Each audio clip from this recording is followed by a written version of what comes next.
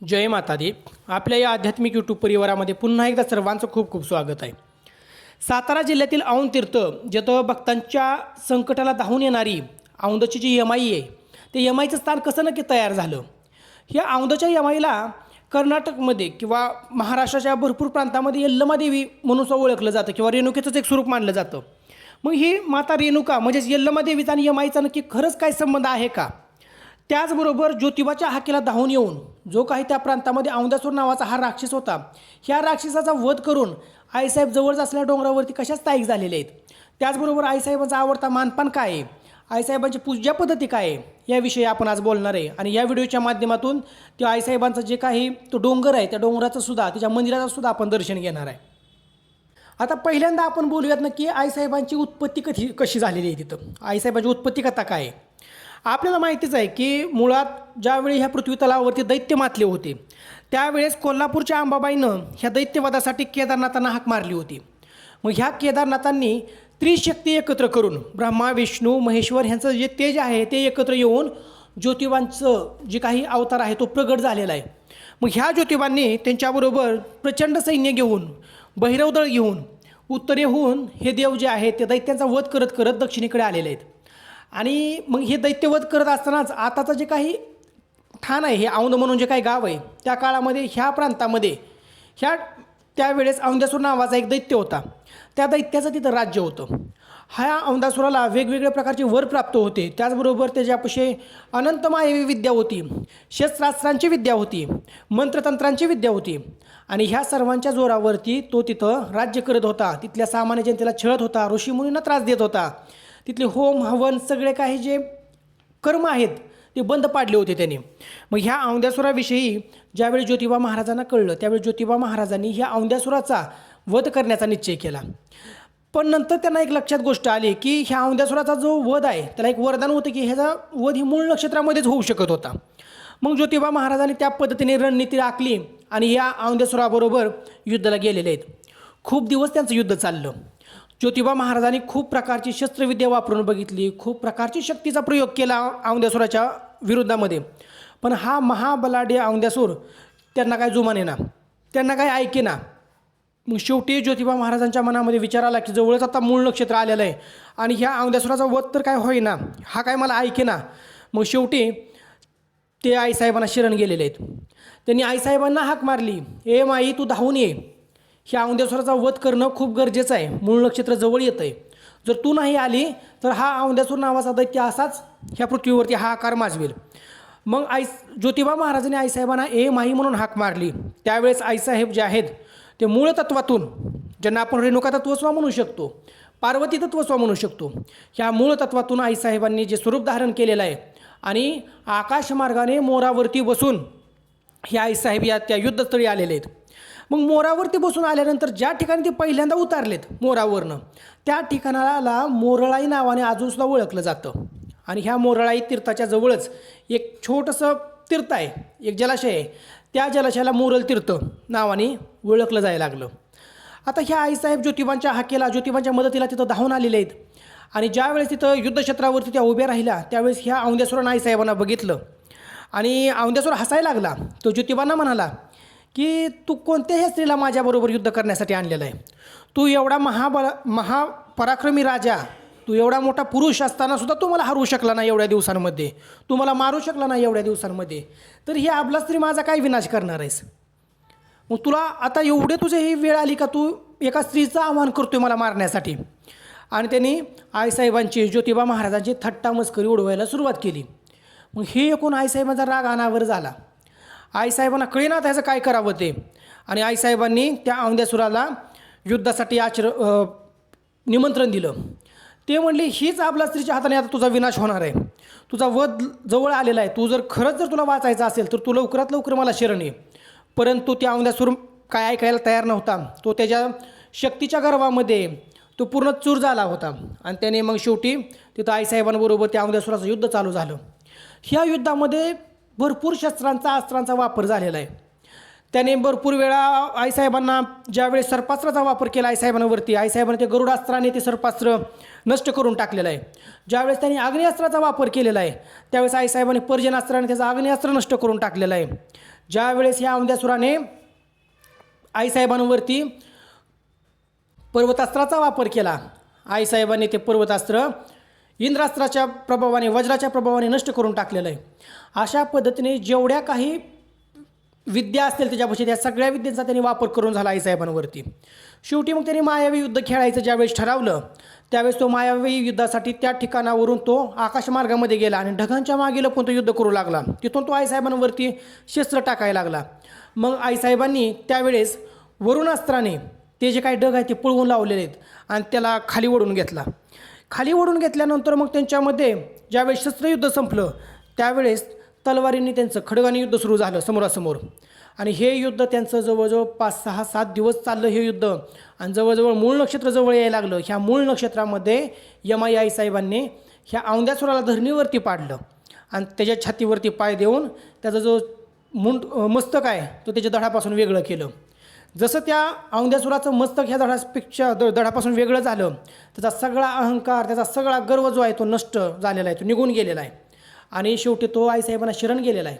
तो आईसाहेबांना बोलला की आईसाहेब, तुम्ही स्त्री समजून मी तुमच्यावरती हसलो, माझ्या हाताने हे खूप मोठं पाप घडलेलं आहे, पण तरीसुद्धा तुमच्या हाताने मला मरण आलं ह्यासारखी माझ्यासाठी सौभाग्याची कोणतीही गोष्ट नाही. मला मरण आलं ह्याने मला काही दुःख नाही, उलट मला ह्याचा आनंद आहे की साक्षात आदिमाईच्या हाताने मला मरण आलं आणि ह्या दैत्य योनीतून माझी मुक्तता झालेली आहे. पण आईसाहेब, माझी इच्छा आहे की मला तुमच्या समोर, तुमच्या नजरेच्या समोर मला स्थान पाहिजे, मला तुमची दृष्टी माझी सारखी सदैव माझ्यावर पडली पाहिजे, असं तुम्ही माझ्यासाठी काहीतरी करा. मग औंध गावामध्ये आपण ज्यावेळेस खाली राजवाड्याच्या साईडला येतो त्या ठिकाणी यमाई देवीच्या मंदिराच्या पुढंच या औंध्यासुराचं जे आहे ते धड आहे, ते आपण व्हिडिओच्या अगोदर बघितलेलं आहे. ते धड त्या ठिकाणी औंध्यासुराचा वध झालेला आहे आणि त्या धडाच्या पाठीमागच त्यांचं मुंडकं आहे, दगड स्वरूपामध्येच आहे, त्या धडाच्या पाठीमागं मुंडकं आहे. आणि त्या ठिकाणी आईसाहेबांच्या नेत्राच्या समोर हा औंध्यासुर नावाच्या दैत्याचं जे धड आहे ते स्थापित केलेलं आहे. मग अशा पद्धतीने हे यमाई आईसाहेबांची उत्पत्ती झालेली आहे. आता दुसरा प्रश्न असा येतो की खरंच यमाई देवीचा आणि रेणुका देवीचं काही संबंध आहे का, तर त्याच्यावरती आपण बोलूयात. आता जे काही या औंध्यासुराचं धड पडलेलं आहे, हे धड ज्या मंदिराच्या पुढं आहे, ज्या यमाई देवीच्या मंदिराच्या पुढं आहे, त्या यमाई देवीला हे रेणुका स्वरूप मानलं जातं. आता रेणुका स्वरूप मांडण्याचं कारण असं आहे की त्या ठिकाणी काही पुरावे गावतात.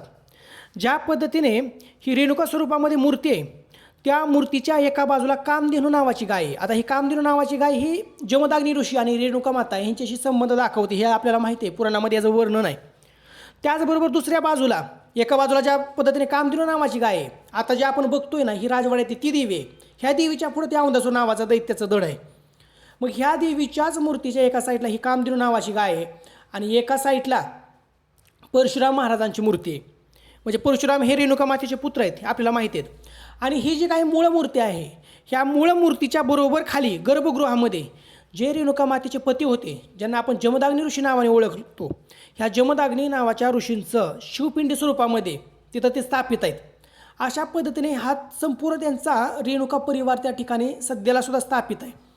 त्यामुळं असं सांगितलं जातं की ही औंधची जी यमाई आहे ती मुळातच रेणुका माता आहे. आणि मुळामध्ये ज्यावेळेस सहस्रार्जुनाने कामधेनूच्या गायीसाठी, कामधेनूची गाय प्राप्त करण्यासाठी ह्या जमदाग्नी ऋषींचा ज्यावेळेस वध केलेला होता, त्यावेळेस जमदाग्नींचा ऋषींचा वध केल्यानंतर परशुरामांनी त्यांचं जे काही मृत शरीर आहे ते मृत शरीर आईसाहेबांबरोबर ते इथं माहूर क्षेत्र सध्याला आहे तिथं येऊन तिथं त्यांचं ते चिताग्नी हे काय दिलेलं आहे. त्यावेळेस असं सांगितलं जातं की रेणुका मातेने इच्छा व्यक्त केली होती की माझी आणि माझ्या पतीची परत एकदा भेट व्हावी. त्यावेळेस परशुराम किंवा कोण जर केदारनाथांचं सुद्धा वर्णन करतं, ते बोलले की ह्या अवतारामध्ये तर मला शक्य नाही, पण ह्याच्या पुढचा जो माझा अवतार होणार आहे, जो दैत्यवधासाठी होणार आहे, त्यावेळेस मी तुझं आणि माझे जे काही हे वडील आहेत जमदाग्नी ऋषी आहेत त्यांचा पुन्हा एकदा विवाह लावून दिला जाईल. मग असं सांगितलं जातं की हेच जे काही परशुराम आहेत ते भगवान शिवांचेच अंश सांगितलं जातं किंवा विष्णूंचे अंश सांगितलं जातं त्यांना. जमदाग्नी ऋषींना भगवान शिवांचा अंश सांगितलं जातं. मग ते जे काही ह्या स्वरूपामध्ये म्हणजे आपल्या आताच्या ज्योतिबांच्या स्वरूपामध्ये प्रगट झालेले आहेत, ह्या ज्योतिबांच्या डोंगरावरती अजूनसुद्धा चापेबानामध्ये जे काही यमाई आहे त्या यमाईचा आणि ज्योतिबा महाराजांची जी कट्यार आहे त्या कट्यारीचा विवाह तिथं लावून दिला जातो. मग ही कट्यार म्हणजे जमदाग्नी ऋषी सांगितलेलं आहे आणि ही यमाई म्हणजेच रेणुका माता असं सांगितलेलं आहे. मग हे काय असे जे वर्णनं आहेत, ही वर्णनं दाखवतात की खरोखरच यमाई देवीचं आणि रेणुका मातेचा अशा पद्धतीने संबंध येतो आहे. आणि दुसरा संबंध जो आहे तर यमाई देवीचा पार्वती स्वरूपामध्ये सुद्धा लागतो. कारण की एक कथा अशी सुद्धा भेटते आपल्याला की रामांची परीक्षा बघण्यासाठी ज्यावेळेस पार्वती माता सीता मातेचं रूप घेऊन आल्या होत्या, कारण सीतेला तर रावण घेऊन गेले होते आणि राम वन भटकत होते तिला शोधायसाठी. त्यावेळेस रामांची परीक्षा बघण्यासाठी ज्यावेळेस सीतामाता आल्या होत्या, तर त्या सीतामाता पार्वती माता आल्या होत्या. त्या पार्वती मातेने सीतामातेचं स्वरूप धारण केलं होतं. आणि त्यावेळेस ज्यावेळेस फर्स्ट वेळेस पहिल्यांदाच रामांची ज्यावेळेस दृष्टी आईसाहेबांवरती पडली होती सीता स्वरूपामध्ये, त्यावेळेस त्यांनी आईसाहेबांना वळखलं होतं आणि आईसाहेबांना एम आई म्हणून हाक मारली होती, म्हणून तिला यमाई नाव पडलं, असं सुद्धा वर्णन काही ठिकाणी येतं. त्यामुळं जे काही यमाई देवी आहे, ह्या यमाई देवीचं जे काही मूळ स्वरूप आहे ते रेणुका स्वरूप आणि पार्वती स्वरूप यांचं संयुक्त स्वरूप मानलं जातं. आणि ह्यांचं हे संयुक्त स्वरूप असल्यामुळं डोंगरावरती ज्या ठिकाणी देवी स्थापित झालेली आहे, ज्या ठिकाणी तिचं ते मूळ मातृलिंग आहे, त्या मूळ मातृलिंगाला मूळपीठ नावाने ओळखलं जातं. आता महाराष्ट्रामध्ये यमाई देवीचे भरपूर ठाणं आहेत, भरपूर ठिकाणं आहेत. राशनची असेल किंवा इकडं आपण शिवरीची म्हणतो, तिकडं अकलूच्या पलीकडे ते महाळुंग आहे, ते महाळुंग तीर्थक्षेत्र असेल, मारडीची यमाई असेल, असे महाराष्ट्रामध्ये भरपूर यमाईचे ठाणं आहेत. पण ह्या सर्व ठाणांमध्ये औंधच्या यमाईचं जे काही मूळपीठ आहे किंवा डोंगरावरची जी यमाईचं जे काही तिथं स्थान आहे त्याला मूळपीठ सांगितलं जातं. कशामुळं? कारण मुळामध्येच हे भगवतीचं जे संयुक्त स्वरूप आहे, रेणुका आणि पार्वतीचं जे काही संयुक्त स्वरूप आहे, तिथून जे मातृलिंगाची उत्पत्ती झालेली आहे तीच मूळ ठाण म्हणून बोललं जातं महाराष्ट्रामध्ये. आणि आईसाहेबांचा वेढा हा संपूर्ण महाराष्ट्राला आहे. संपूर्ण महाराष्ट्रामध्ये तिचे मंदिर अशी पसरलेले आहेत. भक्तांच्या पाठीमागे आईसाहेब भरपूर ठिकाणी गेलेले आहेत. कारण भक्तांच्या भक्तीला प्रसन्न लवकर होणारी देवता म्हणून यमाई देवीला ओळखलं जातं. तिला नुसतं आर्त हाकेने जरी आई म्हणून हाक मारलं तरी ती धावत येते, असं वर्णन आहे त्यांचं. मग आता साक्षात, कारण ज्योतिबाने सुद्धा आई म्हणूनच त्यांना हाक मारली होती. ज्योतिबाच्या एकाच हाकेला आईसाहेब धावून आल्या होत्या. त्या पद्धतीने तिचा जो खरा भक्त असतो त्या खऱ्या भक्ताच्या एका हाकेला आईसाहेब धावून येतात. असं आईसाहेबांचं वैशिष्ट्य आहे. जो कोणी आईसाहेबाची भक्ती करतो, सेवा साधना करतो, त्याला आईसाहेब लवकरात लवकर प्रसन्न होतात. कारण मुळामध्येच रेणुका माता ज्या आहेत ते मातृत्वाचं स्वरूप सांगितलं जातं. जे पार्वती माता आहेत ती परांबा पराशक्तीच्या शक्तिकोशातून प्रगट झालेली एक शक्ती सांगितली जाते. मग ह्या दोघांचं जर मूळ संयुक्त स्वरूप जर औंधची यमाई असेल तर ही भक्तांसाठी किती लवकर प्रसन्न होत असेल याचा विचार आपण केला पाहिजे.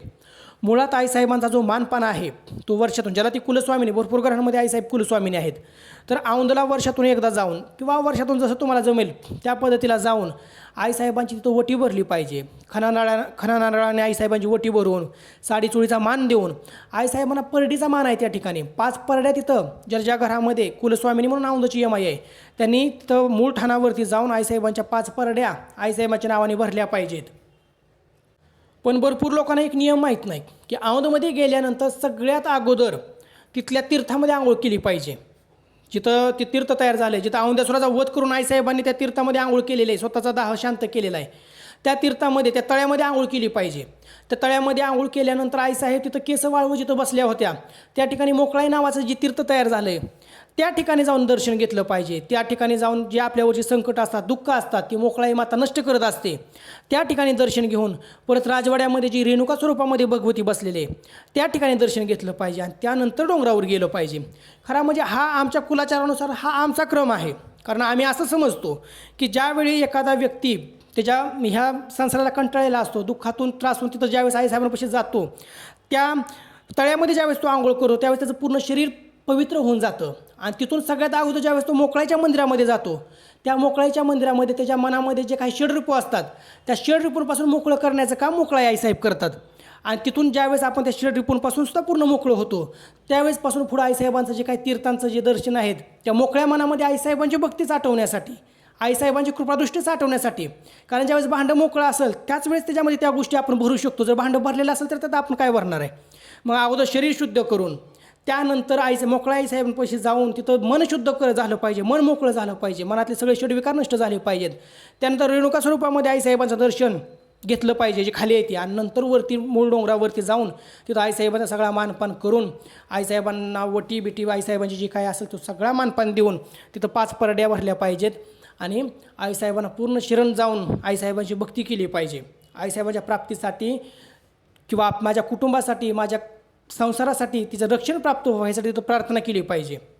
आपण देत असलेली माहिती जर तुम्हाला आवडत असेल तर नक्की आपला चॅनल लाईक सबस्क्राईब करा. जय माता दी.